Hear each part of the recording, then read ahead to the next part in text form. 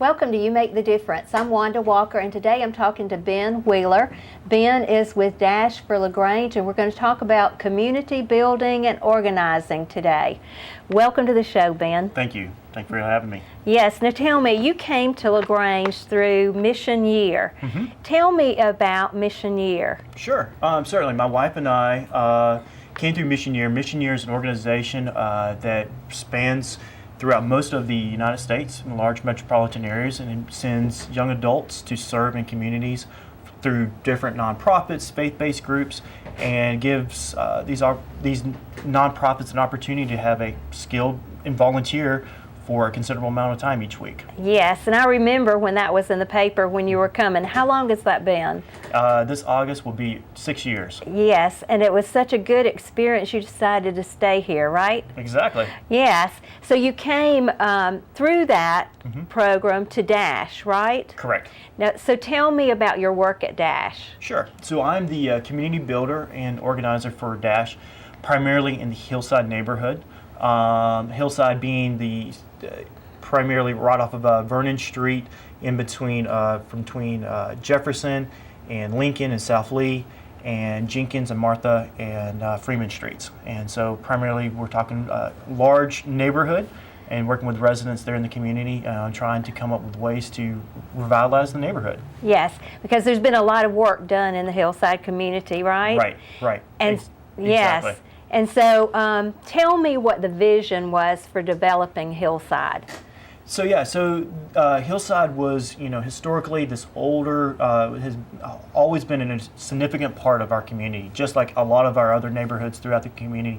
It was one of the place where it was a mill village, being the fact that, the mill is right there on the cusp of the neighborhood.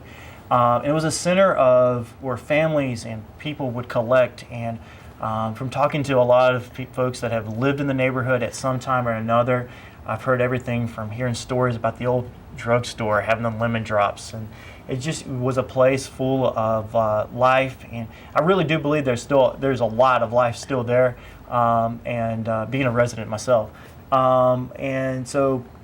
But when the mills closed, there was a lot of de-investment in the neighborhood. There was, at the same time, there was a big push to live out in the suburbs. Yes. So it was like a combination of a lot of factors had led to this neighborhood, had led to a lot of de-investment of the structural, meaning the housing, and a lot of the community stuff like that. So Dash, almost 15 years ago, Wow. had primarily started there in Hillside. We rehabbed or rebuilt new homes, close to just over 90 homes within the Hillside area primarily. Our footprint's a lot larger than that today. So we've always, our focus initially was within housing, but along the way we realized we needed to do something on the community side, the people side of things. So that's kind of where initially, Dash has always had that interest of focusing on the people side and learning from the residents about what ways can we work with our residents and things like that. So how did you get into the community? I mean, your job is to build the community, so how do you do that? I think initially one of the first things was that I was a resident. I moved, through Mission Year. One of the important parts of being a resident, living among residents, and that means, afternoon pick up soccer games or pick up softball games. It means listening. It means talking. It means working with residents in the community.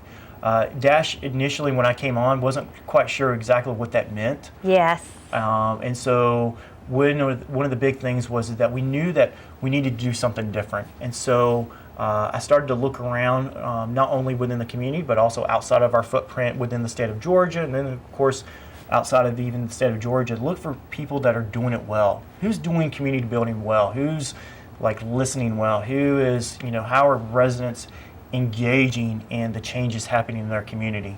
And so I learned about an organization called Community First Association, and it is a faith-based organization, but has really pioneered and has been really great about empowering residents within their communities across the United States to really take part in the revitalization of their neighborhoods and their communities. Yes, give me an example of what you've done and how you've developed that relationship in the community. So recently something that we've done just last April is something this is where we have a neighbor who was who missed the trees in our neighborhood. Just this last weekend, I think we all can recall hearing trees falling down everywhere, Yes. and these trees represent so much. It's something, it's a quality that brings people into a neighborhood because it's pretty.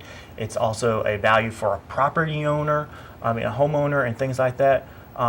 So being in an older neighborhood, of course, a lot of those trees have fallen down or have had to been removed. So here's this resident who was concerned. It's like, what are we going to do in replace of that? What are we going to do to change that? What can we do to work with that? So this resident, and along with some others, and along with some servant scholars from the college, worked with our city planner and with the city, and devised a plan to revitalize our green space in between the sidewalk and the road at no cost to the city. And so Dash had found a grant Yes. that was available, and we went after it and applied and won it. And so we proceeded to plant over 100 trees, Yes. crepe myrtles. Wow. And we actually what we also did, not only did we find something that was indigenous, but also would not intrude on the city's power lines and things like that. So we found a smaller tree so it was, working with residents on things they would see. And so that's just one example. We have other examples of neighbors taking on festivals. Yes. Residents that are interested in music, or even a business owner that's interested in music with Pure Life Studios. We have had, one of the big things right now is, park initiatives, looking at, what would it mean to have something like that in our community. So Yes, yeah. and that's really empowering for the residents to be able to have an idea Right. and see it through to completion, isn't it? Yeah, exactly. And I would say this with that particular neighbor who was involved with our tree planting, through that process, she learned this extremely valuable. She's like, I didn't know I had a voice Yes. in this process. She felt like, she had always, she felt like she was just a little homeowner by herself, kind of isolated. And then we're like, no, actually, you do have a voice. You have an empowering voice that can, lead to change in your neighborhood, in your community. And it was from there, I do recall her saying to not to quote her per se, but it was to the point of saying, she was like, I didn't realize I could make something happen. Yes. Exactly. So, Yes. And yeah. that's a great discovery, because now that she's discovered that, I'm sure she'll make some more things happen. Exactly. Yeah, so that's really great. Now, along the way, you have found asset-based community development. Exactly. Tell me about that. Yeah, so asset-based community development is at the center of our whole notion that our neighborhood and our entire community is full of assets, meaning they are full of strengths. Yes. Things that individuals can do to revitalize their community. In this particular case with this neighbor, she had the ability to speak into the discussion about changing her neighborhood. She was able to share, and she was able to also assist in the actual planning process. She was a great planner. She was a great, facilitator. And so we were really dependent upon her to kind of lead us into Yes. ways that these trees can be planted. So it's the asset-based community development. This is something that I've learned through Community First Association, and what they've been doing is empowering residents to see that they're not isolated. The residents and communities and neighborhoods have tons of strengths. There are gifts and skill sets available. A lot of times, just scratching the surface. We don't, Yes. you just find out and you learn. A couple weeks ago, there's a young resident that had just moved into the neighborhood. He's an aspiring photographer. And he was like, do you know of any other photographers? And I was like, sure, certainly. Yeah, there's several of them. Why don't we connect? And so him, along with 4 other residents, are going to be working on this photography project. And just scratching that surface, and it's amazing, like what the these skill sets begin to bubble up and take place. Yes, I want to hear a little bit more about the Pure Room. I just moved on Edmondson, and my new neighbor says he plays at the Pure Room. Oh, the Pure Life. Oh, Yeah. Pure Life. Okay, Yeah. tell me about that. So this idea is, once again, what we do once a month. We have these neighborhood connector meetings, and it's a connector of residents who. It's one part just to get to know each other. The other part is to connect those skill sets together. To connect, okay, if I'm not alone in my desire of like photography, my desire for music. So last August, I believe, it was last August or September, we had some residents who said, it'd be great if we had live music in our neighborhood. We have a lot of inspiring, musicians. In fact, I've been trying to really get my neighbor who lives across the street, who loves to play in the blues and just sits out and just plays. Yes. And so it was this idea of collectively bringing music together with the neighborhood, but also even from outside of the neighborhood. So initially it started with some residents and some folks from the college, and Maggie McDonald, she's a business owner in our neighborhood who has an amazing skill set when it comes to organizing. She has friends that are involved in the music scene. Not only here in LaGrange, but also in Georgia and throughout the Southeast. And she just took over in a lot of ways. I was kind of like, this is not who I am. I'm not that kind of person. I don't, I'd much rather be the guy walking up down the street connecting dots. And so please take over. And so she took over and brought the Pure Life to her facility right there on Clark Street, and the place has just blossomed. Yes. And so anybody can come, right? Right, Friday nights, and the best way to do is just connect with her on Pure Life Studios on her Facebook page. Okay, great. Yeah. Okay, well, I look forward to coming to that. You should. You got a lot of great things coming up. Yes. How do you see other communities adopting what you've done in the Hillside community? How do you see that moving? Yeah, and I think, it is a paradigm shift. A lot of times we look at neighborhoods and we see the neighborhood as a place of need. Like there's a crime need. Yes. There's a business need. There's a neighborhood that needs a place for youth center. They might need this or this or this. And yeah, those things, don't get me wrong, those are valuable things. Yes. But there's probably people within that neighborhood who are involved with that in some aspect, who are already doing, maybe it's a mom that already babysits kids in the afternoons, or I have one particular grandma who watches, several little, both sides of her house. She sits right in between, and she has two, and the kids all congregate right there in the front. And so she's a great connector in our community.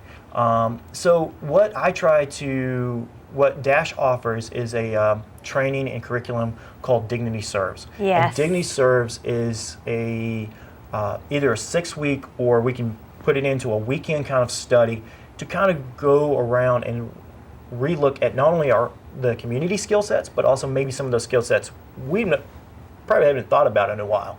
Maybe something that, maybe you are a great gardener, and maybe there's some other gardeners in your neighborhood, or maybe there's some people maybe there's some teenagers that need to learn about gardening in your neighborhood. And so what we offer is this opportunity to go through this workshop and really take it back to your community, because the idea of Dash is not to go out and say, okay, we're here and we're going to solve your problem. We believe that our neighborhoods and residents within that community have a probably great idea about how to solve their community issue. Yes. And the biggest thing is we need to empower them to give voice to that. Right.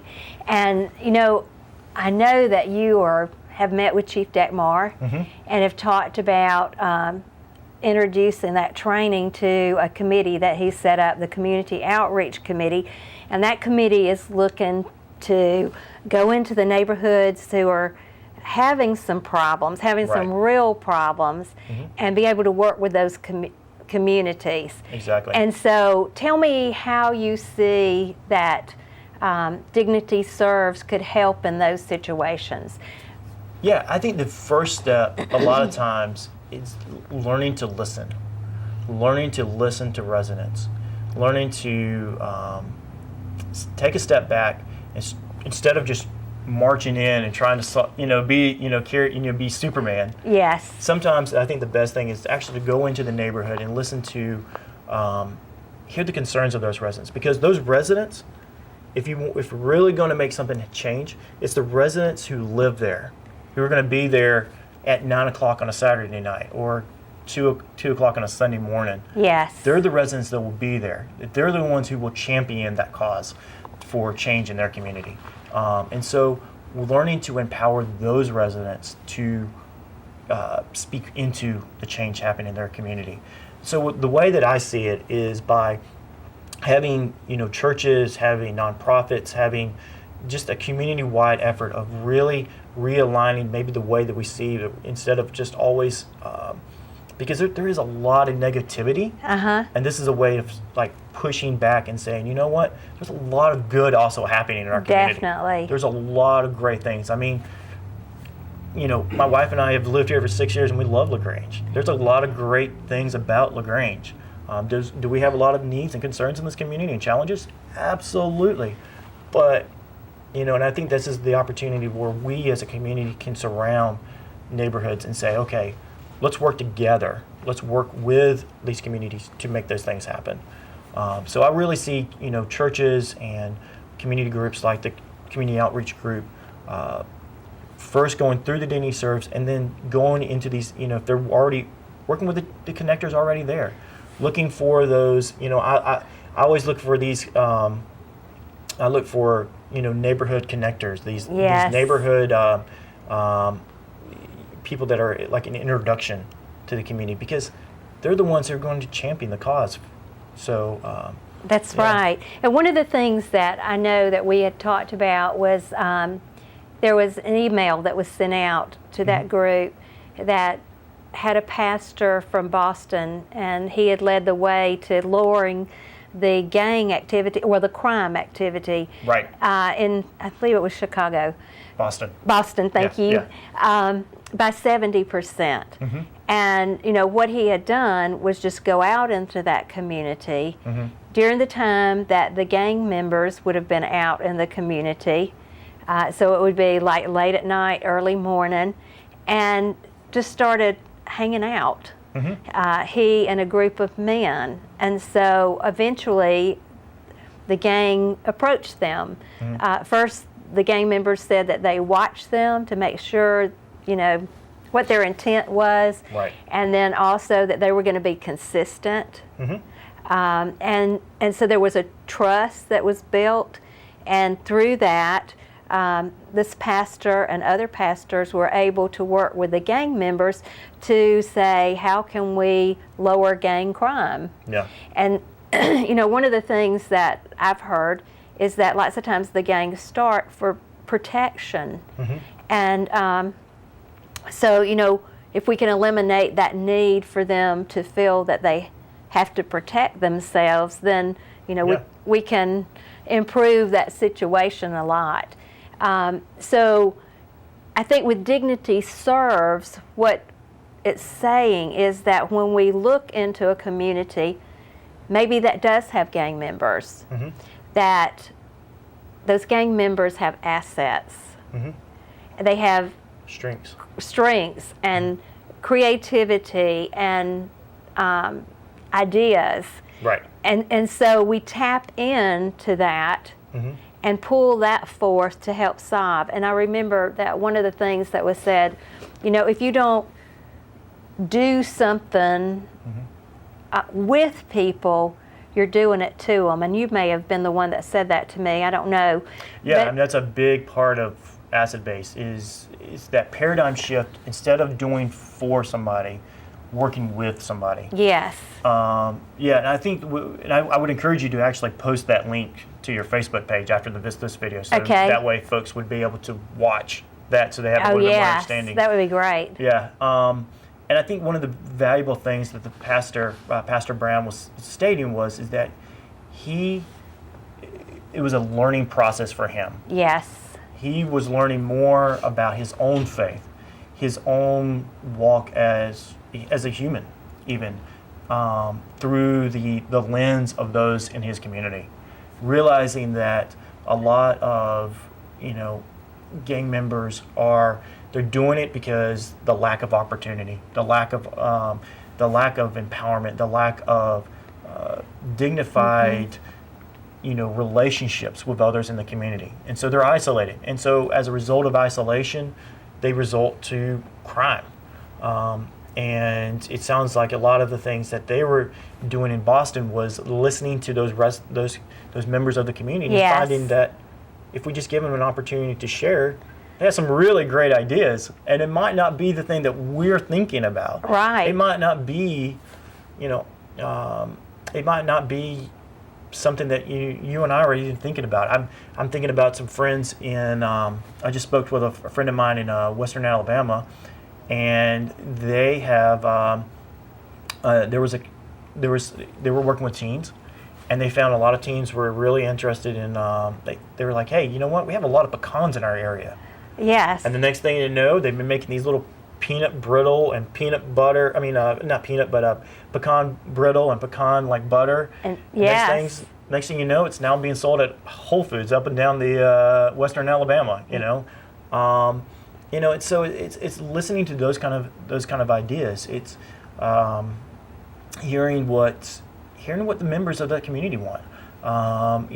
If you think about it, in a lot of ways, they're looking for opportunities. They are. They're looking for opportunities to make money. But unfortunately, Yes. unfortunately, they're doing it the wrong way, and so it leads to crime. So there's plenty of opportunities for them to. There's other things that we could possibly look at. If that's what they're looking for, well, maybe we need to figure out some ways to work with our community's full of great resources. We just need to tap into some of those, maybe. Yes. So the course that you teach about dignity serves. Mm-hmm. I know Dr. Tucker, who is on the Community Outreach Committee, Right. He had said, it really makes you look at yourself and how you think, and Right. and spoke really highly of it. He said it was a humbling experience to go through it. Exactly. What are some of the things that I would look at if I was going through that class? What are some of the questions that would give Yeah. me that soul searching?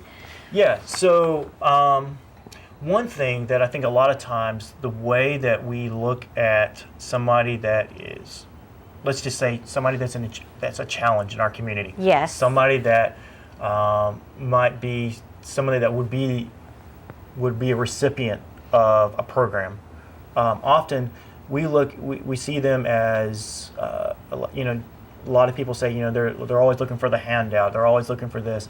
A lot of times we see that, and immediately our mind turns to we immediately look at them through a negative lens, and we see them as a deficiency, and never fully understanding that what's caused them to get to that point in their life, what's caused them to reach that point, and what would happen if you had reached that same point as a result of the same things that they have gone through. Yes. Would you be making the same choices? Right now, we probably say no, we wouldn't. But if you have gone through some of the difficult challenges they have faced in their life, we might not be making, we probably be making the same choice that they're making right now. And and so looking at our community members and realizing that they have something to give. They are people with, let's see them for the value that they are. They are a human. They are a person. Yes. Anytime that we see, obituary, we always grieve. Yes.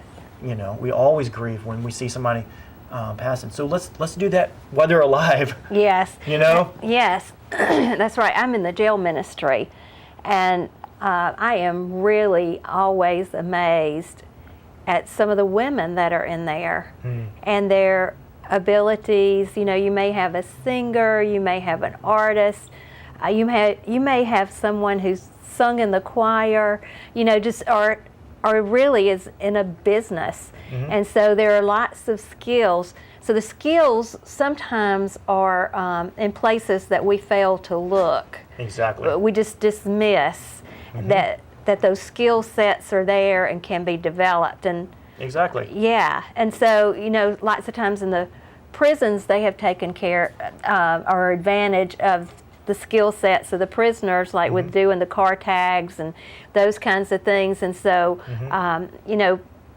people have been given skills and abilities and talents. Right. And so everybody has something to offer. Exactly. And sometimes people themselves don't realize what they have to offer. Yeah. And so I think it's really good that you have a position where you're building the communities and you are seeking out those talents and skills and assets Right. of people, and you are developing people. And they're, as they see that development, like that lady, they will continue to develop because, Right. you know, one success gives you confidence to go forth and try something else. Exactly. And that brings you to, you know, greater confidence.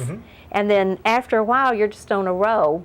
Exactly. But one of the things that I've seen too in the community is that if you can pull people in the room together and they have a like interest, that pretty much they're going to come up with some solutions to solve the problem. Right. And so, you know, if you have a mental health problem in your community, if you pull the people that work in mental health and who are interested in mental health and have maybe a family member who has mental health issues, if you pull all of them together and say, you know, these are our resources, this is where we have some gaps, Right. and how can we fill that gap? Right.